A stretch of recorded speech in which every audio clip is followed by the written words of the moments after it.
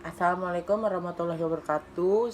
Perkenalkan, nama saya Muhammad Fahri Arya Bagus. Saya dari kelas 03 HUK P004. Di sini saya akan mempresentasikan tentang hukum adat perekonomian dan dosen pengampu Reni Suryani, SH.MPD. Hukum adat perekonomian adalah aturan-aturan hukum adat yang mengatur tentang bagaimana hubungan-hubungan hukum yang berlaku dalam masyarakat di kalangan rakyat jelata, terutama di pedesaan, dalam usaha mereka untuk memenuhi kebutuhan hidupnya dalam perekonomian. Hal-hal yang terdapat dalam hukum adat perekonomian. Yang pertama, hak kebenaran, hak atas bangun rumah atau juga tanaman tumbuhan yang terletak di atas sebidang tanah tidak selalu merupakan satu kesatuan. Yang kedua, kerjasama dan tolong-menolong. Dalam ekonomi pertanian ladang, jika penduduk akan membuka daerah perladangan, maka dalam melakukan pembukaan hutan, menebang pohon, menebang semak belukar, kemudian membakarnya, dilakukan bersama dan tolong-menolong.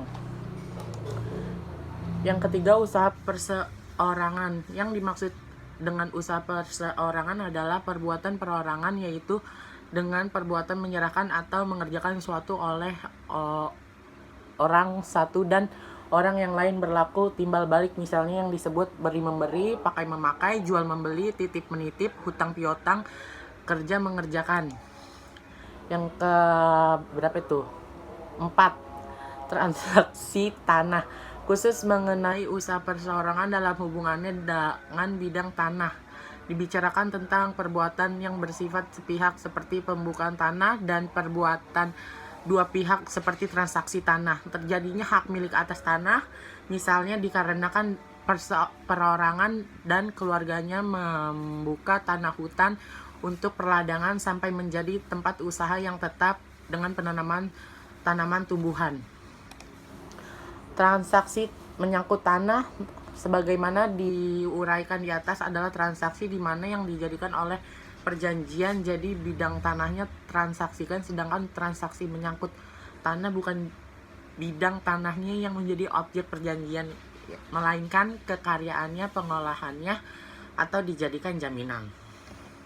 Perjanjian bagi hasil. Apabila milik tanah membuat perjanjian dengan orang lain, tanah mengolah dan menanami tanaman dengan perjanjian bahwa hasil dari tanah itu dibagi dua, maka perjanjian demikian itu disebut perjanjian bagi hasil. Perjanjian sewa tanah. Transaksi sewa tanah ialah perjanjian di mana pemilik tanah atau penguasa tanah memberi izin kepada orang lain untuk menggunakan tanah sebagai tempat berusaha dan menerima sejumlah uang sebagai sewa untuk waktu tertentu. Yang terakhir ada perjanjian terpadu. Apabila terjadi perpaduan antara perjanjian yang berjalan sama, di mana yang satu merupakan perjanjian pokok, yang lain adalah perjanjian tambahan, maka perjanjian tersebut adalah perjanjian terpadu atau perjanjian ganda.